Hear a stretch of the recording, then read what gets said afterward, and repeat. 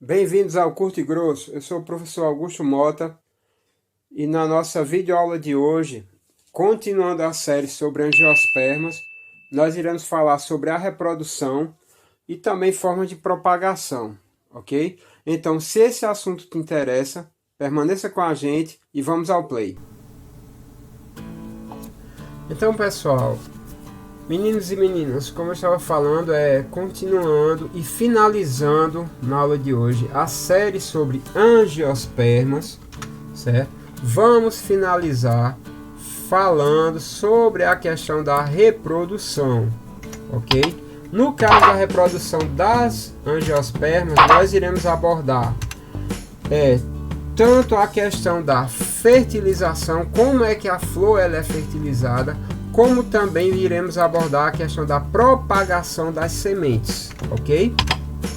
Primeiro, a fertilização. No caso da fertilização, nós temos o seguinte, vejam bem. A antera, que é a estrutura masculina, ela vai produzir o grão de pólen, né? Neles tem um núcleo espermático onde está o gameta masculino. Olha só, eu vou ter aqui a estrutura masculina, né? A antera e o filete. Na antera irá ocorrer a produção do grão de pólen. Olha só, aqui eu tenho, no caso aqui, os sacos polínicos, né? Aqui irá ocorrer a produção dos grãos de pólen que são liberados pelo vento. Esses grãos de pólen, eles vão ter aqui os núcleos espermáticos, tá vendo? E que irá criar, no caso aqui, o tubo polínico que irá levar o gameta masculino, né, até lá a oosfera, certo? Eles irão produzir a criação do tubo polínico que vai levar o gameta masculino até a oosfera. Lembrando que isso propiciou uma independência da água para as angiospermas e também as gimnospermas, pessoal. Ok? Isso gerou essa questão da formação do tubo polínico, propiciou essas plantas a independência da água. Agora, isso lembrando desde as gimnospermas, né? Ainda dentro da fertilização, o pólen, como eu falei, produz o tubo polínico que chega até a oosfera para que ocorra a questão da fecundação, né, do gameta feminino. Então aqui eu tenho aqui, olha, eu vou ter, no caso aqui, o estigma, né, onde os grãos de pólen são fixados, ocorre a formação do tubo polínico.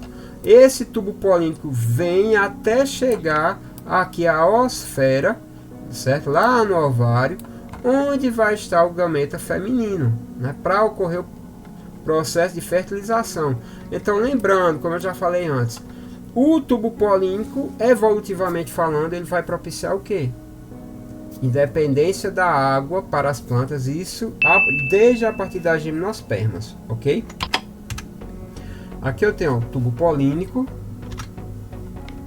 né? Fixação do grão de pólen e aqui os gametas masculinos chegando aqui até o gameta feminino, isso dentro do ovário, lá no óvulo, ok? Para fertilizar a oosfera. Ainda, né? No caso, a oosfera ela vai originar o zigoto, né? Esse zigoto origina o embrião que é protegido pela semente. No caso aqui das plantas, olha só, a oosfera que origina o zigoto, ele vai originar um embrião que é a plantinha jovem, só que essa planta jovem ela é protegida por quem? Pela semente, que vai oferecer a nutrição e a proteção inicial para o embrião. Aí lembrando aqui, olha só, no caso, o ovário, ele vai originar o fruto que reveste a semente. Isso no caso no que nós chamamos de fruto verdadeiro. Então o fruto ele vai ter a função de proteger as sementes, além no caso das angiospermas que propiciou que uma melhor propagação. Então veja bem, No caso aqui, o óvulo, ele vai originar aqui a semente, e no caso o ovário, ele vai originar quem? O fruto. Isso nas plantas com fruto verdadeiro, que a gente vai ver também hoje ainda a questão do pseudofruto, certo? Então aqui eu tenho, ó, no caso, a semente, né? E aqui o fruto, é o epicarpo, formando a casca, o mesocarpo, que é a parte que a gente come também, e a semente aqui no endocarpo, sendo protegida pelo fruto. Então o fruto ele vai proteger a semente e também vai servir para propagar lá, atraindo quem? Os animais para consumir esse fruto, certo, pessoal? E aqui eu tenho alguns exemplos de frutos, né? Fruto seco, né? No caso, os pericarpos são pobres em água. Frutos decentes, o pericarpo abre quando o fruto está maduro, né?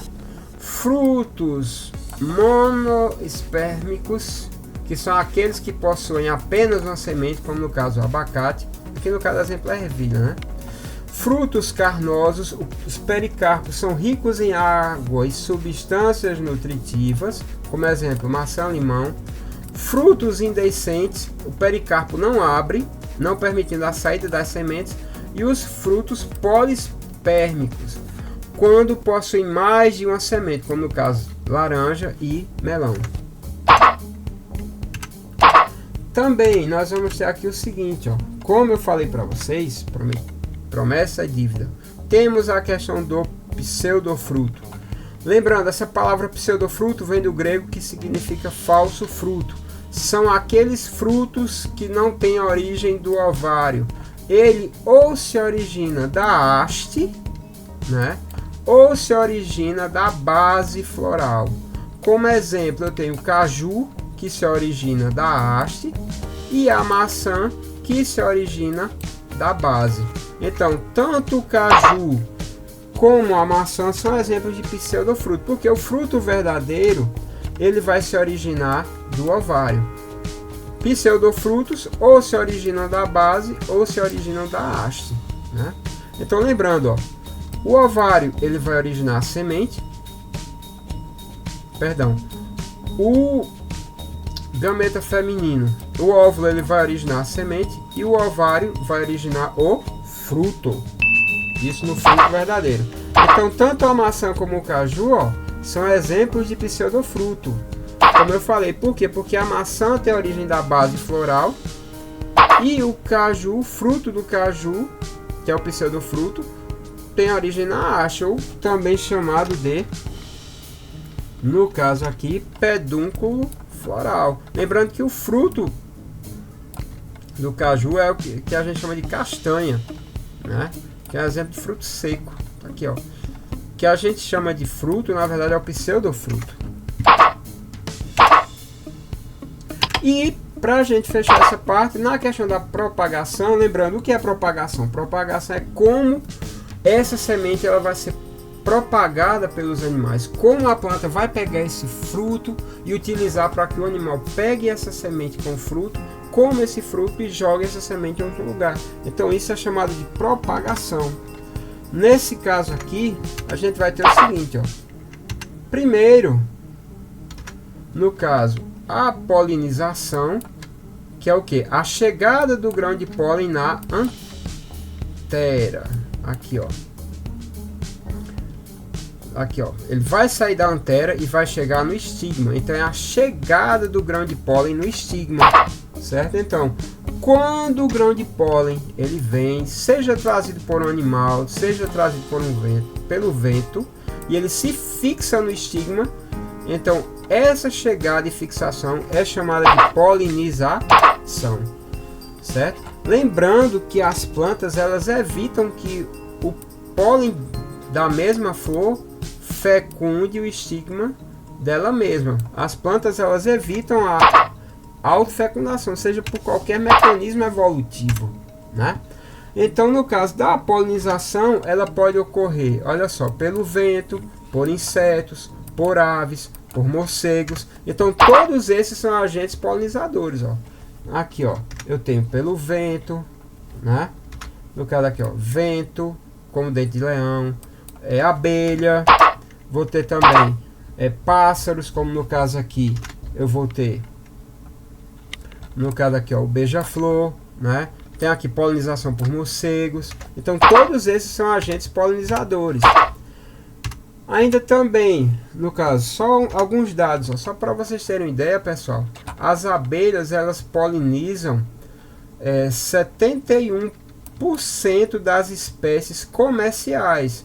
No caso, 90% das plantas tropicais são polinizadas por abelhas. Isso vai gerar 30 bilhões no setor agropecuário. Só para vocês terem uma ideia da importância da polinização das abelhas, né? Basicamente, se as abelhas morressem, 7 em cada 10 plantas frutíferas iria acabar. Então elas são muito importantes.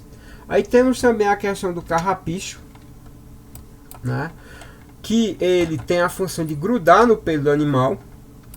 E o coco, que graças à sua casca, ele flutua na água. Então veja bem, o carrapicho, como você já sabe, ele tem a função de grudar na pele do animal, que é uma forma de propagação da semente, enquanto que o coco ele boia.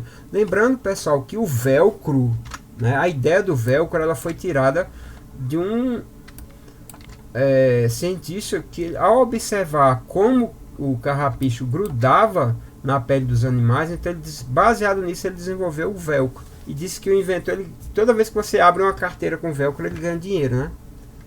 Tem esse detalhe também. Então, no caso, era isso, pessoal, que eu tinha para falar, ok?